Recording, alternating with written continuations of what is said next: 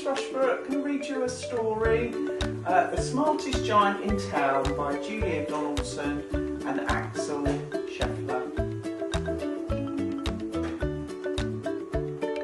The Smartest Giant in Town. George was a giant, the scruffiest giant in town. He always wore the same pair of old sandals and the same old patched up gown. "I wish I wasn't the scruffiest giant in town," he said sadly. But one day George noticed a new shop.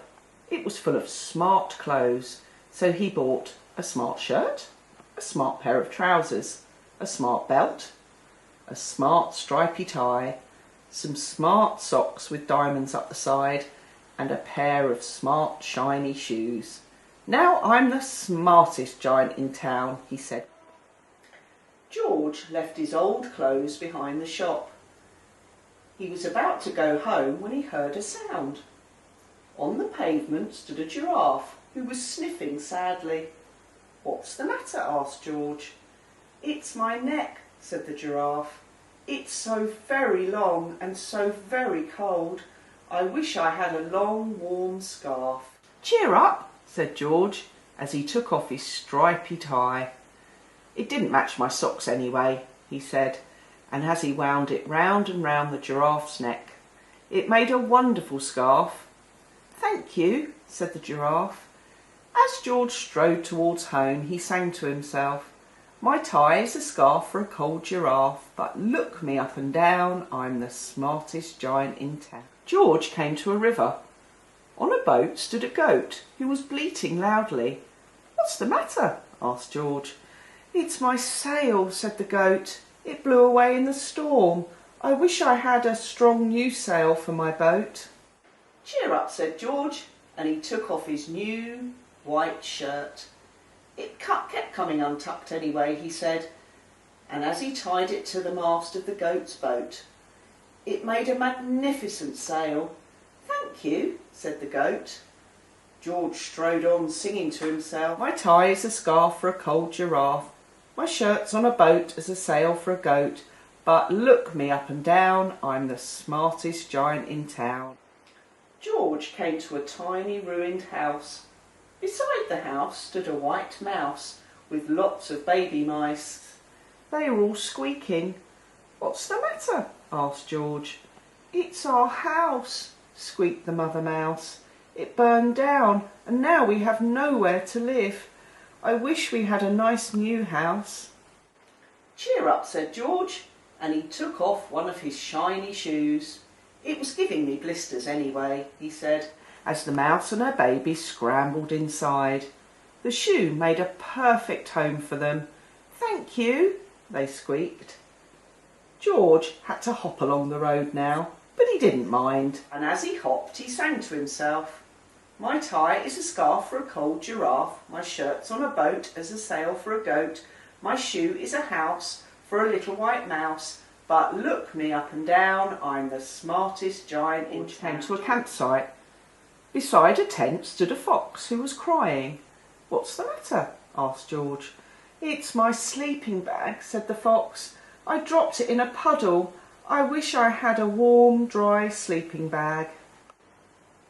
"Cheer up," said George, and he took off one of his socks with the diamonds up the side.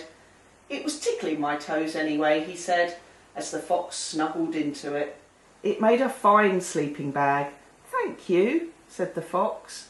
George hopped on singing to himself, "My tie is a scarf for a cold giraffe, my shirt's on a boat as a sail for a goat, my shoe is a house for a little white mouse, one of my socks is a bed for a fox, but look me up and down, I'm the smartest giant in town." George came to a big squelchy bog. Beside the bog stood a dog who was howling. "What's the matter?" asked George. "It's this bog," said the dog. "I need to get across, but I keep getting stuck in the mud. I wish there was a safe, dry path." "Cheer up," said George, and he took off his smart new belt. "It was squashing my tummy anyway," he said, as he laid it down over the bog. "It made an excellent path." "Thank you," said the dog. The wind started to blow, but George didn't mind. He hopped on, singing to himself, "My tie is a scarf for a cold giraffe. My shirt's on a boat as a sail for a goat. My shoe is a house for a little white mouse. One of my socks is a bed for a fox. My belt helped a dog who was crossing a bog. But my trousers are falling down. I'm the coldest giant in town." Suddenly George felt sad and shivery and not at all smart. He stood on one foot and thought, "I'll have to go back to the shop and buy some more clothes," he decided. He turned round and hopped all the way back to the shop. But when he got there, it was closed. "Oh no," cried George. He sank down onto the doorstep and a tear ran down his nose. He felt as sad as all the animals he'd met on his way home. Then, out the corner of his eye, he saw a bag with something familiar poking out of the top. George took a closer look. "My gown!" he yelled. "My dear old gown and sandals." George put them on. They felt wonderfully comfortable. "I'm the cosiest giant in town." Outside his front door stood all the animals he'd helped. They were carrying an enormous present. "Come on, George," they said. "Open it." George untied the ribbon. Inside was a beautiful gold paper crown and card. "Look inside the card, George," said the animals. George put the crown on his head and opened the card. Inside it said, "Your tie's a scarf for a cold giraffe. Your shirt's on a boat as a sail for a goat. Your shoe is a house for a little white mouse. One of your socks is a bed for a fox. Your belt helped a dog who was crossing a bog.